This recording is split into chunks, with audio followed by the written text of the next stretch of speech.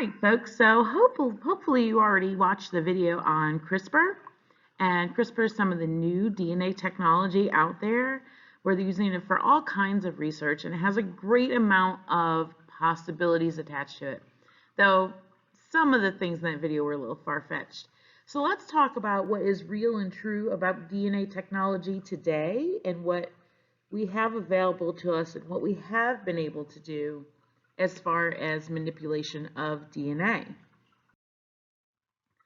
So one of our tools in our toolbox of DNA engineering is restriction enzymes. Restriction enzymes were the precursor to CRISPR. So CRISPR can do what these do, but it's not always used in the same way. So what these are, because they're enzymes, they are proteins, all enzymes are, that bind to a specific sequence in your DNA, so certain letters, A's, T's, C's, and G's, and then they cut the DNA at those sequences. That's the restriction part. Like if you're restricting your airway, you're cutting your airway off. So these things are naturally found in prokaryotic cells. So remember, euky, nuky, pro, no. Prokaryotes do not have a nucleus. They are bacteria. And because bacteria are one cell, they don't have a whole immune system to keep them safe like our immune system. And so instead they have these enzymes that run around. And when bacteria get infected by viruses, because they do just like we do, this is what protects them. These little enzymes that are floating around in there will cut the foreign DNA of the virus up so that it can't take over the cell. And that would kill the bacteria if it took over the cell. So what do we use these things for? Restriction enzymes are used to cut at a specific spot in a sequence. So where CRISPR can be programmed to cut in certain spots, we have restriction enzymes that do a certain job. So they're not as flexible as CRISPR, and that's one of the big differences. That and CRISPR is incredibly cheap to use. And so they look for these things called palindromes. And what palindromes are codes that run the same way back and forth. You may have heard this term in like English class when a palindrome, like the word race car. So the word race car, you can read it in both directions and it still says race car. Or the word Hannah, or up here we got a Toyota's a Toyota. If you read it backwards, it's still a Toyota's a Toyota. So when we're talking about DNA, of course, this is occurring in A's, T's, C's, and G's. And I'll show you some examples in a minute. So at these sequence, there will be a cut made at these things called restriction sites, the site where you cut it. And cutting our DNA is the very first step. So we're usually cutting DNA to cut a gene out to use it, or cut a gene out that's bad that we want to replace. So cutting is the very first step. So here is some common restriction enzymes. They have really weird names because they're named after abbreviations of the bacteria that they're found in. The bacteria have weird names to begin with. So like allele here as AGCT, and in the other directions it's still AGCT. And where the cut would be right straight down between the C's and the G's. All right, this one also is a straight cut down. Now down here at BAM, you can see it cuts staggered. So down, over, and down like a step in the stairs. And so these ones are a little more complicated to match them up with something. And that's what all these ones down here are. And these are very commonly used restriction enzymes. So how do we know which restriction enzyme to use? Well, scientists have put together maps for us. Maps that we use, maps for finding places. And here we use maps to find the restriction sites. Like where, if we use this particular restriction enzyme, will it cut on this organism? And usually these have to do with bacterial DNA because we're cutting the bacteria's DNA to make the bacteria do something for us. And not so much in like human DNA, okay? But it has been used to cure illnesses, so they're working on that. So the number after each restriction enzyme name, as we'll see in the next picture I show you, is the base pair in the DNA where the cut is going to occur. So they literally count from 0, and they count all the A's, T's, and G's until a certain number. And remember, these chromosomes are very long. So when you look at this, this is a bacterial plasmid. That's their chromosome. Their chromosome is circular, where ours is X-shaped or at least linear if it's only one copy. So they pick a point and they decide this is 0. And from that point, they count. And so here's BAM-HI, and there's a 600 after it. That means that this will cut at the 600th base. Now, why these are helpful is, let's say there's a gene right in here, and I want to get that gene out.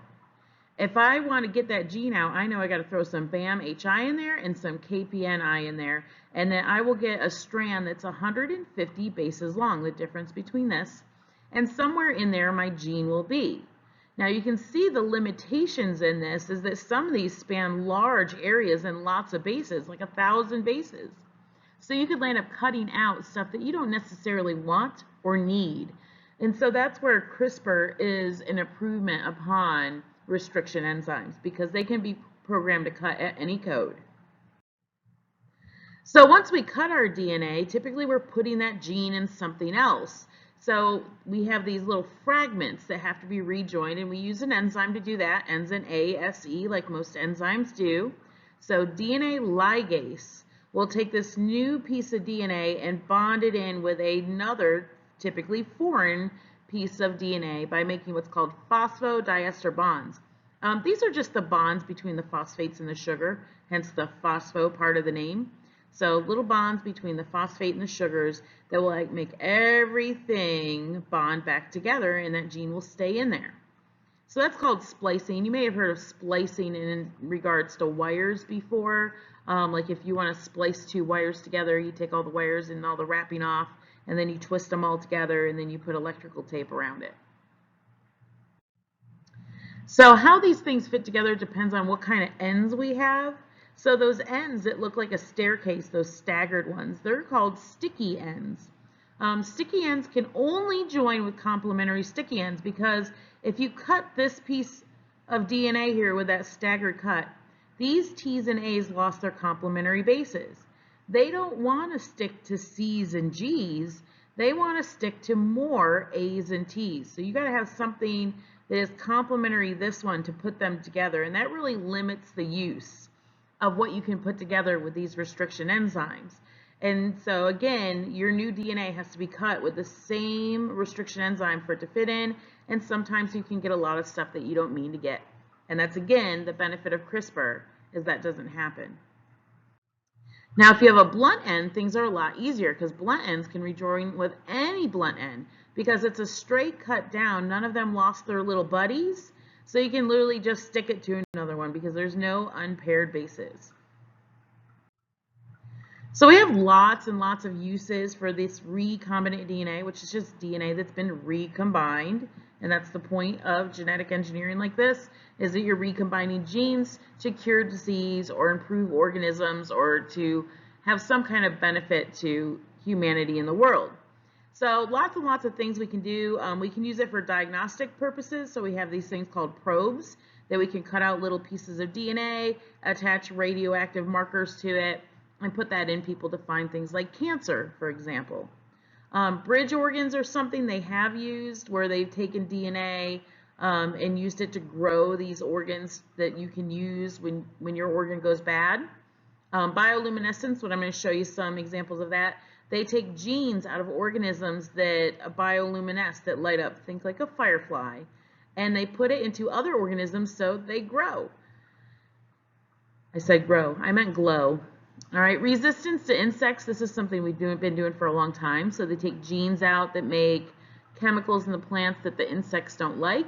And so that means you don't have to use pesticides, which is a huge benefit to humanity, because pesticides are very toxic.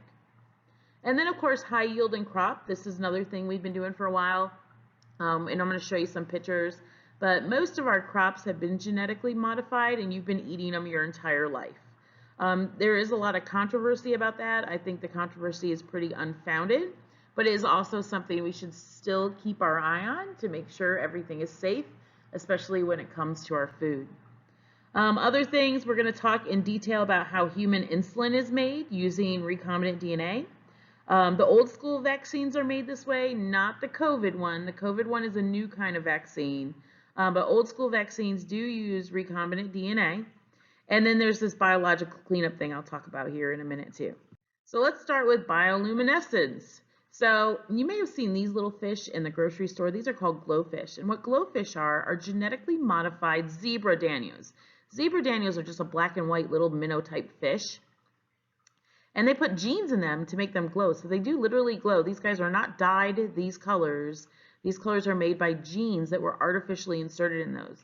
And so a good pet store, when you go in to buy these things, will sometimes have a sign on there saying, do not release, these are bioengineered, okay, that they don't belong in nature. These little bunnies over here, see how two of them glow?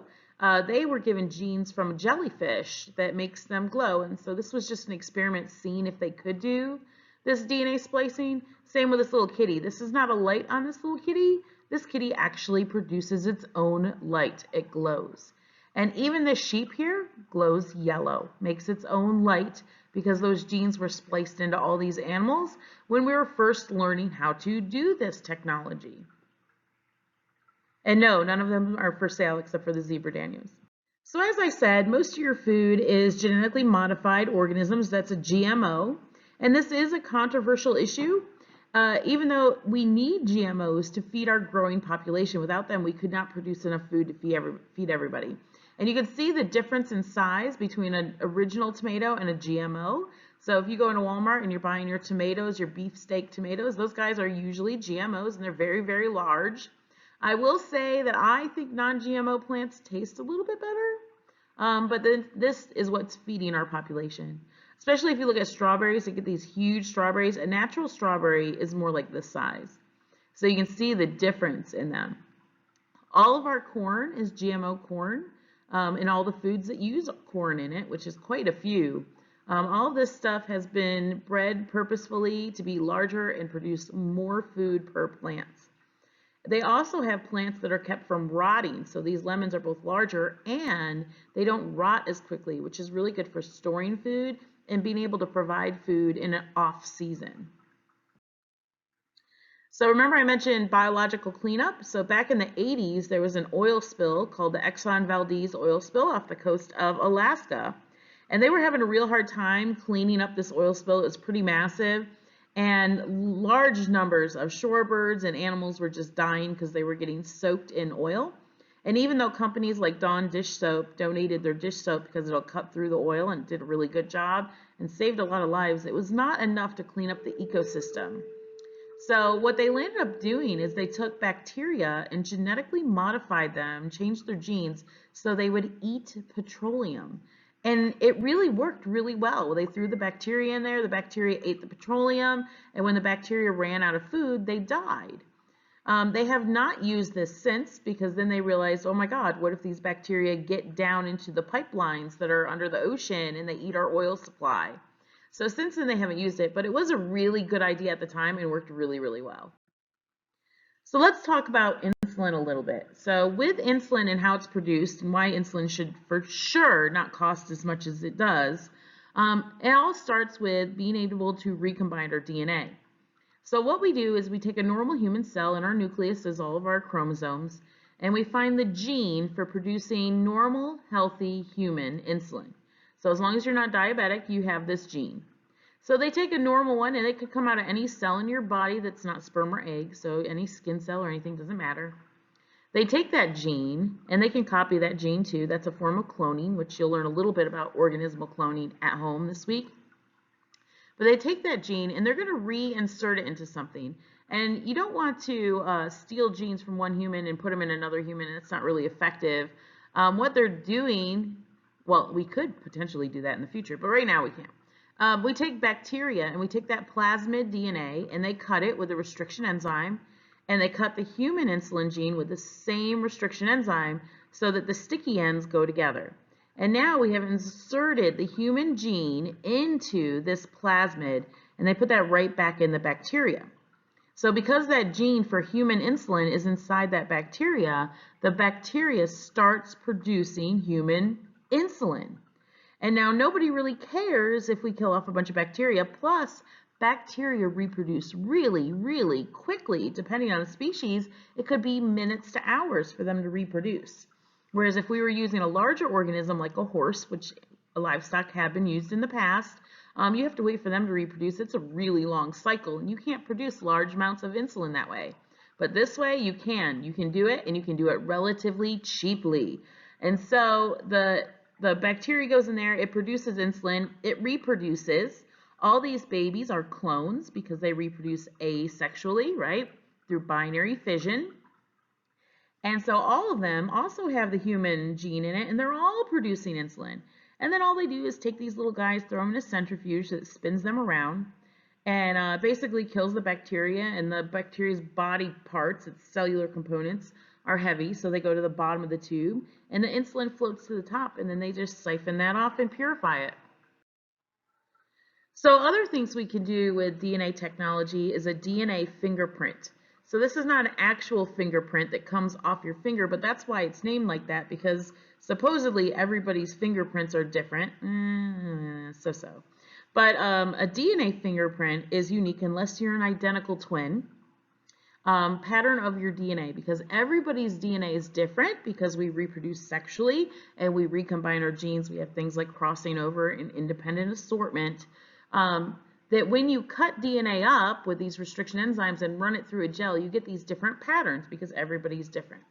So what we use this for is to determine paternity, or who the baby daddy is, all right? Or family relationships, like are you related to one another, by looking at the DNA. So this is not like blood typing. In blood typing, we said we could rule who the father was, rule out who could not be the father, but we can't prove who is. Well, with this, we can definitely prove who is, and we'll learn that later today. It can show how organisms are evolutionarily related to one another, even different species. And then, of course, we can use it for forensics, which is how you normally see it on TV and all the NCISs, all right, that they're using forensics and DNA fingerprints to find out who committed the crimes from things like blood left behind. So this is what a DNA fingerprint looks like. And all these little bands are little segments of DNA. And so they take your DNA, they cut them up with restriction enzymes, and because your codes are in different spots, because your DNA is different, the length of your segments are different. And so what we'll see is that the longer the segment is, it gets tangled up earlier, and the shorter it is, the farther it goes, because this is moving through a gel.